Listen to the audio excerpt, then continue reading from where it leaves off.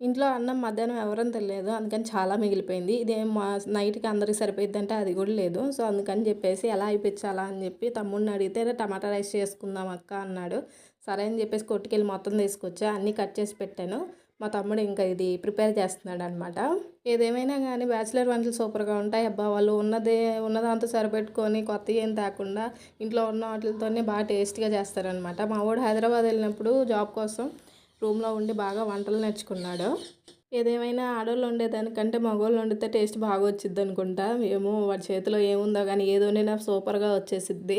And హైదరాబాద్‌లో రూమ్లో ఉన్నప్పుడు వాళ్ళ రూమ్‌మేట్స్ చాలా అదృష్టవంతులు. చాలా బాగా చేస్తాడు, బాగా తింటామని చెప్తుంటారు అందరూ. ఇంకో విషయం ఏంటంటే ఇంట్లో మగవాళ్ళు వంటలు చేశారనుకోండి, వాళ్ళకి చేయడం వచ్చిందంటే మన వంటల్ని వంకబెట్టకుండా ఉండరు. ఏది ఏది తక్కువైనా సరే ఇదేయలేదు, అదేయలేదు అని చెప్పేసి ఏదో ఒకటి చేస్తారు. మనం ఏదైనా ఏయకపోతే టేస్ట్ రాదు. వాళ్ళు ఏస్తే మాత్రం సూపర్‌గా వచ్చిద్ది. కొమ్మేయి తాత.